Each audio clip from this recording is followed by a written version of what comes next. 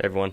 So I watched a few movies in December, and I thought that I would just kind of share them out with you because I like movies a lot, and I like to share the movies I watch. I really don't know if I'm going to make this a complete series yet, but I just kind of got bored in my room today, and I have nothing to do, so I thought I'd make this little video.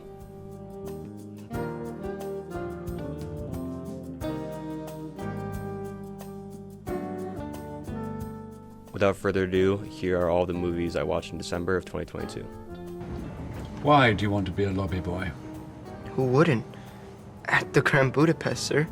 Starting off the month on December 1st, I watched the Grand Budapest Hotel. I turned it on with my roommate because he's never seen it before, and I thought I would share the experience with him. It's Wes Anderson's most Wes Anderson movie, and I could watch it forever on repeat and never get bored of it, to be honest. I'm still convinced Ralph Fiennes plays the exact same character in The Menu. Have you ever been questioned by the authorities? Yes, on one occasion. What? I was arrested and tortured by the rebel militia after the Desert Uprising. Right. Well, you know the drill then. Zip it. Voudrais te parler.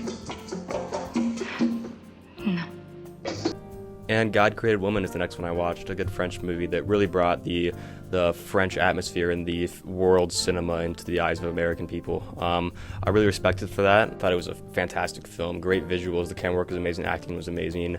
The story was really the only problem that I had, but otherwise, other than that, I can see myself taking a lot from this movie in the future, and I think it's something that everybody should watch.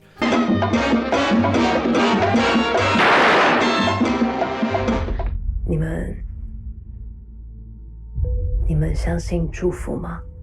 Hearing the absolute bare minimum about this film going into it, and just knowing that it was called the scariest movie of all time, even though it seems like every other horror movie has that title on it, I had really had zero interest going in watching this. I'd heard about it on TikTok, but I haven't really had interest in watching it. But my roommates threw it on, and to my surprise, it was actually pretty good. It was pretty scary. It was a found footage film, so there's nothing that was new that it really added to any genres, but I still enjoyed it for the most part. I mean, I had fun, I was scared, and had a good story to it, and I would recommend watching it. Hi, there's a gun on. It's the quiet car.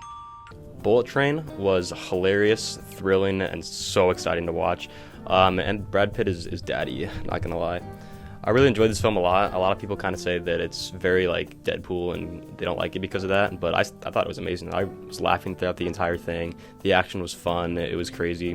Everything kind of just happened back to back, and I love that kind of thing in film when things just keep happening, and it doesn't really like cut to a later time. Sure, it was kind of cliche in some of the story things, nothing we'd really not ever seen before, but it was still an amazing film, and I'm very happy with it. Definitely one of my favorites of 2022. You know what? Do you have anything sparkling? That's the one. Thank you. Domo arigato. Also, Aaron Taylor Johnson as James Bond. I'm for it. If you are thinking. Then I watched Don't, which is a short mock trailer for Grindhouse that Edgar Wright created for Tarantino and Robert Rodriguez's Grindhouse. It was pretty funny. It's basically just taking every horror cliche and throwing it into a trailer. And I would definitely not watch the movie, but that's kind of the point. It was a lot of fun. It was pretty funny. Edgar Wright directed it, and I love Edgar Wright a lot, so I would recommend checking that out on YouTube. It's pretty cool. Pretty cool. Don't. If you are thinking of seeing this film alone, don't. I think it's really great to support females, particularly female entrepreneurs. Cool. In the future. Great. Shiva Baby was easily one of my favorites of 2020.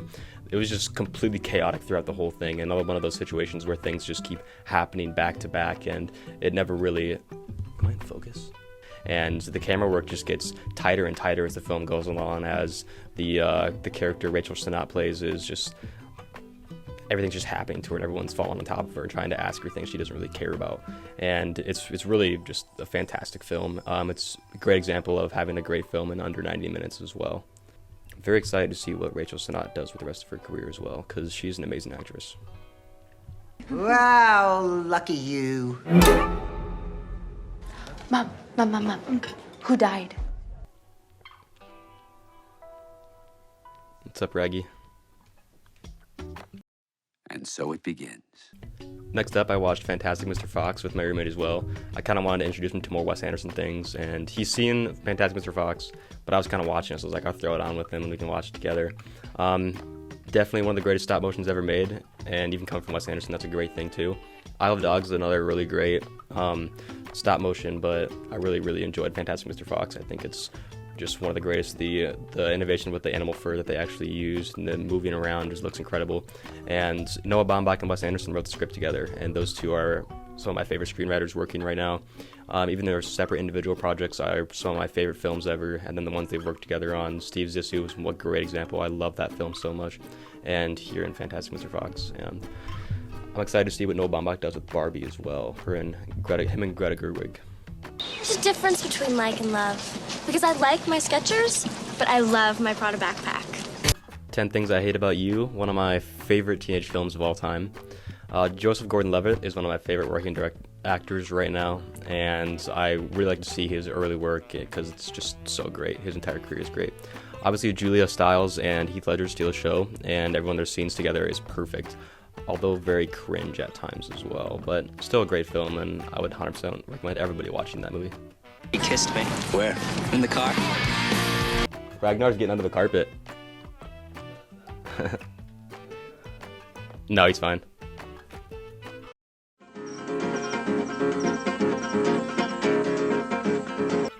Black Orpheus is a movie that I've seen on HBO Max for a long time, and I just never got around to watching it.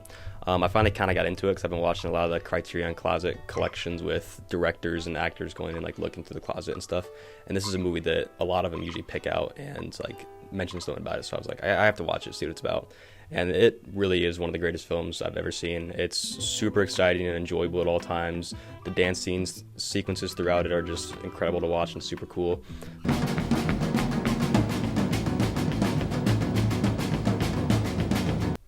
Man with a Movie Camera. Vertov is a very interesting director in the way that he chooses projects to work on. His whole idea is kind of to make films that aren't really narratives. They're just series of images that go along and tell a story that way. Man with a Movie Camera starts with just literally saying that this is not a normal movie. It's just a series of images. There's no story or anything to it. It's like an experiment to show city life and that kind of thing. That's what it is. It's just a guy with a movie camera, and he's walking around these two cities in Ukraine, I believe, and he's just filming stuff. And it's super innovative. It created so many effects that we use for in-camera stuff now, and it paved the way for a lot of cinematography throughout the entire years. And even throughout the entire film, Vertov is showing you how he's creating these images too. He shows the camera guy actually shooting the shot. He'll show the shot, and the camera guy shooting the shot, and he doesn't shy away from telling you how these things work, especially inside the film. He's telling you those things.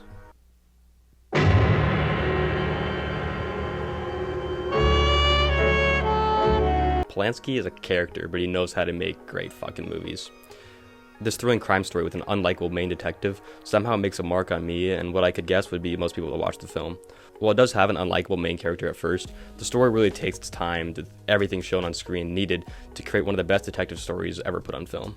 Here's a little story that I got to tell about three bad brothers that you know so well. Love the Beastie Boys and their music, and Ill Communication is my favorite album out of all of them. It's very cool to see all their backstory and how musically gifted, especially MCA Yauk was.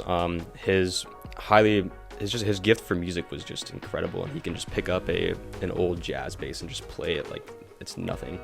I highly recommend checking this out. Spike Jonze is the man. I'm Detective Lieutenant Elliott, and this is Trooper Wagner. We just want to ask a few questions. Knives Out, Ryan fucking Johnson, ladies and gentlemen. That's all you really got to say. All-star cast, some of the best writing in years, and you've all seen it. What is this? CSI KFC? I want to tell you a story. It's a story you may think you know, but you don't. Guillermo del Toro's Pinocchio, definitely not a kid's film. Del Toro said it best himself, animation is a medium, it is not a genre. I love this film. Cate Blanchett should get the Oscar for Best Supporting Actress. To be honest, I mean, her monkey was incredible. I would be extremely surprised if this isn't Best Animated Film at the Oscars this year. Del Toro is one of my favorite directors, and I'm always excited to see his new stuff.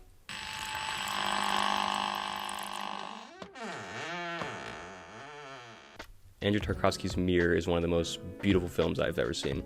If you really get into Tarkovsky's filmography, then you'll really know that everyone who's seen a Tarkovsky film knows there's one of a kind, and everything about them is just different, new, and beautiful.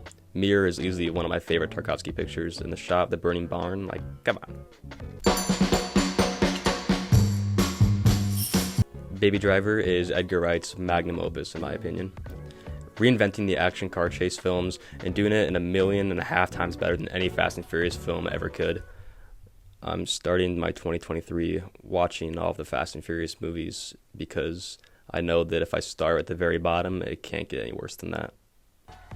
But Edgar Wright is a phenomenal director, and I highly admire all of his work.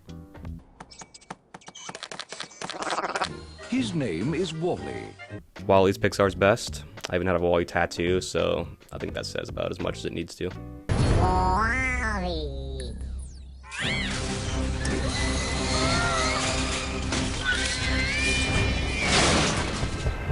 We have to take it. Godzilla vs. Kong. Yes, I openly watch this movie every year. Yes, I really enjoy this movie. Yes, I will defend it until I die.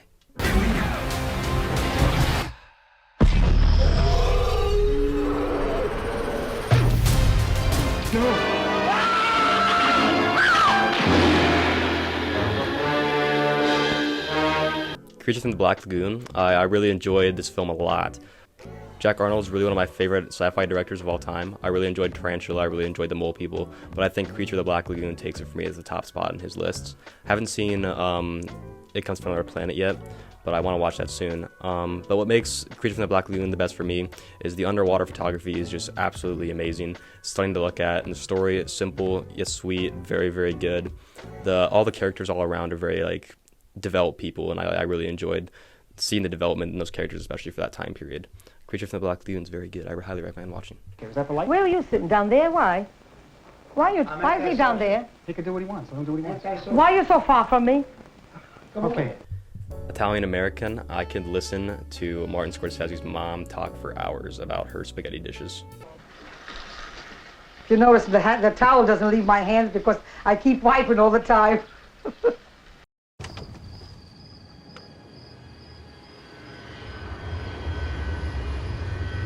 Look out there. Out there is the perfect lap. You see it? Ford vs. Ferrari has James Mangold at his absolute best. This was one of my favorite films of 2020. In any other year, it definitely would have topped the list for me, but 2019 was possibly the greatest year of film almost ever. Heavily underrated in both its races and acting between any of the characters. Matt Damon and Christian Bale are just incredible. Frankie Four Fingers has a gun. Snatch. This is the first movie I watched on the airplane down to Mexico for vacation.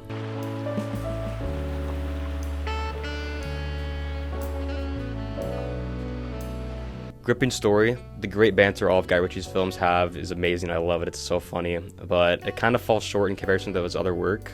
It's still a great film, and I want to see more of Irish Brad Pitt. Decided sauce frame furniture and scarf cushions with matching chocolate covers. Did you understand a single word of what he just said?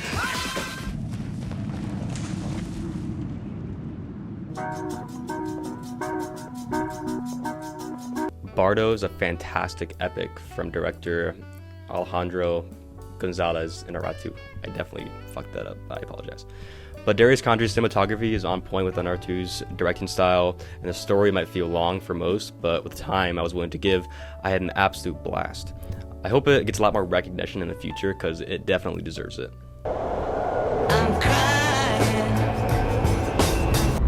An hour ago, a bomb blew up the Kremlin. Mission Impossible Ghost Protocol is my favorite, and I think is the best Mission Impossible movie out of all of them. Probably one of my favorite action sequences of all time, too, in the Dubai sequence. Come on, Tom Cruise literally climbed the tallest building in the entire world. What more could you want? Great action movie, though. I absolutely loved it. Prayers for Jeremy Renner. I mean, this is unbelievable. There's no city like this in the world. You're in love with a fantasy. I'm in love with you. Next, I watched Midnight in Paris, which is my first Woody Allen film, actually. I could say I loved it. Fantastic and simple screenplay, carried beautifully by none other than Owen Wilson. Darius Condry again in this list. As you can see, I kind of am liking Darius Condry movies a lot. His cinematography is simple in this, and yet portrays beautifully. Production design is amazing, bringing us back to the 30s and later on in the 1880s, I believe. But overall, great film, loved it a lot. I'm really interested in seeing more Woody Allen movies. Mr. Hall was way harsh. He gave me a C-. Well, he gave me a C, which drags down my entire average. As if I wouldn't watch this film. Whatever. Did I miss something? Is Big Hair back? Shrek Fiona! Donkey! Look, here comes Sleeping Beauty! Oh! I hate these ball shows! Shrek 2, I actually watched this on television. I didn't know that was a thing anymore. Give me that bus! Donkey! You're a stallion, baby!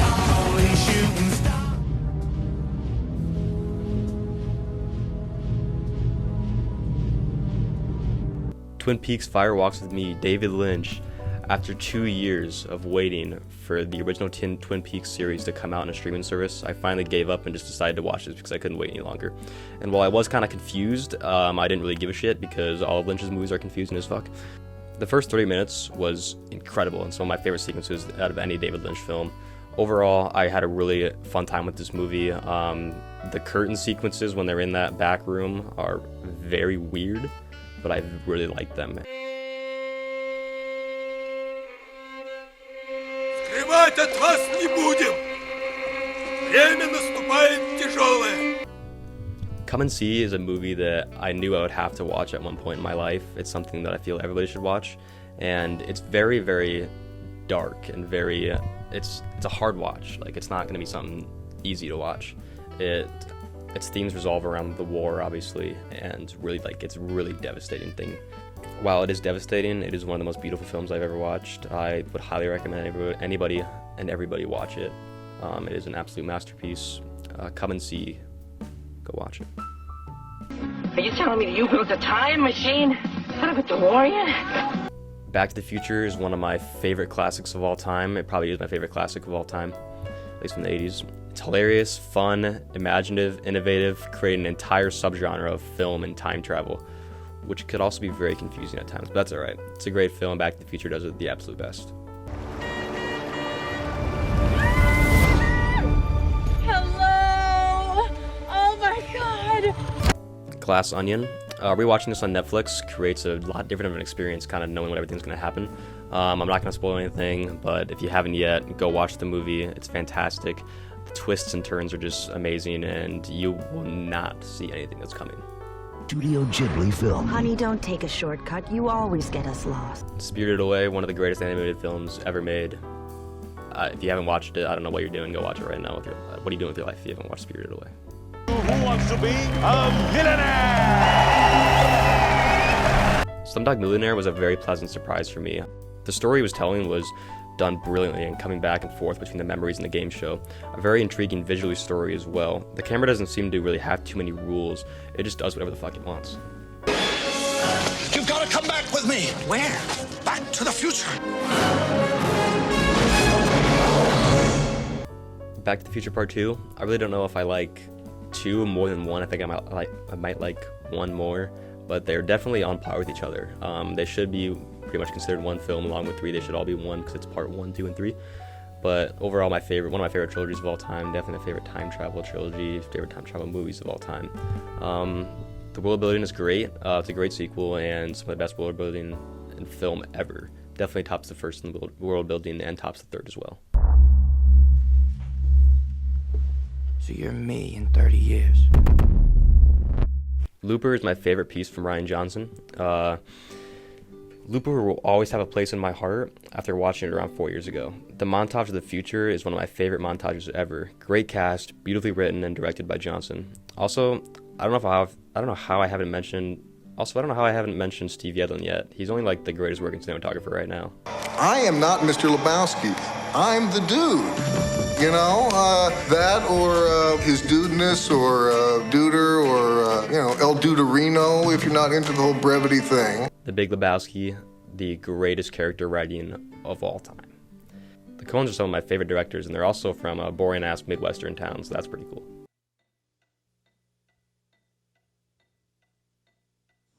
One day the children brought home an old camera. Camera is a short written and directed by David Cronenberg. Very strong monologue with the story of some kids just pulling up in a film camera, really. Really simple, very basic story, overall an incredible short film. Why would anybody watch a scum show like Videodrome? Videodrome, I got this on Criterion a few months ago. I watched it immediately, and I knew I'd have to revisit it sooner or later, and this time I thought I'd revisit it with the director's commentary. While the commentary was pretty good, it had cinematographer Mark Irwin and David Cronenberg. They just talked a lot about the physiological stuff in the movie, not really getting into too many stories of the background stuff, which I kind of like more of the stories that go along with the filming process rather than like talking about the script in the movie and that kind of stuff. But I think next time I'll definitely just watch the movie again before watching the director's commentary.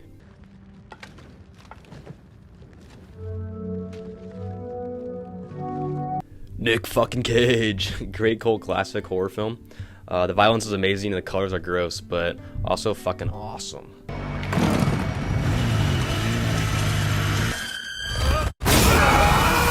The Bourne Legacy. I don't even want to talk about it. Move on.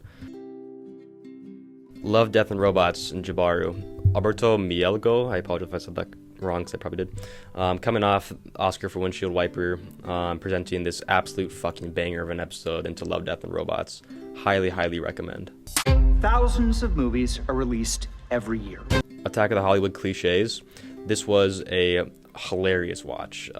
Rob Lau is a hilarious host, and the interviews were also amazing. It hits about everything from racism, sexism, and basic story cliches as well. Overall, a lot of fun.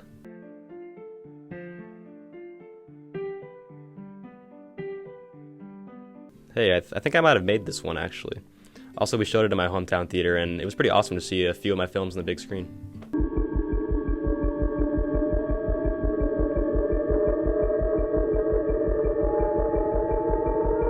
Alien. Ridley is the most badass character in film history. I hadn't watched this since I was like very, very small, and I really didn't remember anything about it, but man, was it a lot of fun. The alien obviously was amazing. The birth scene was absolutely incredible.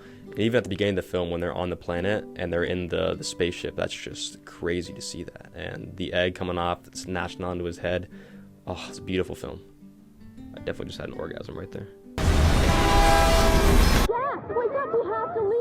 5 more minutes. No more minutes.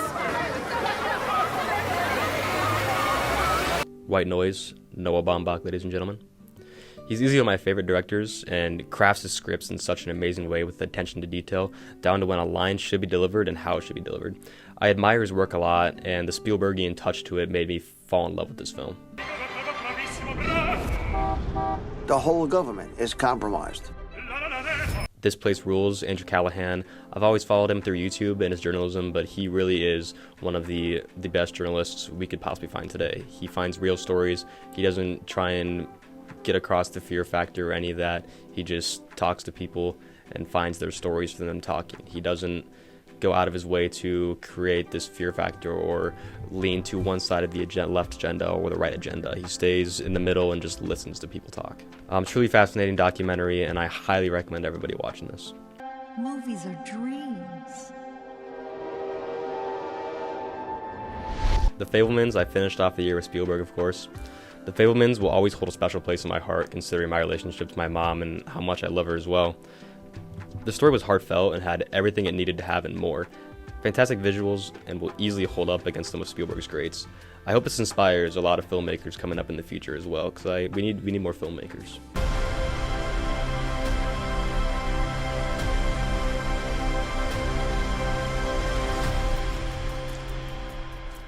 That's my December watch list in 2022. I watched 50 movies in total in December. Let me know some of the movies you watched, or if you have any opinions on the movies I talked about. I would love to hear about it. Please don't get mad at me for any of my opinions, because they are my opinions, not yours. You can have yours, you can stay with yours, I'll stay with mine. But yeah, thanks for watching, and this probably will not be a series, because I don't know how bored I'll get in the future, but maybe. Anyway, see ya.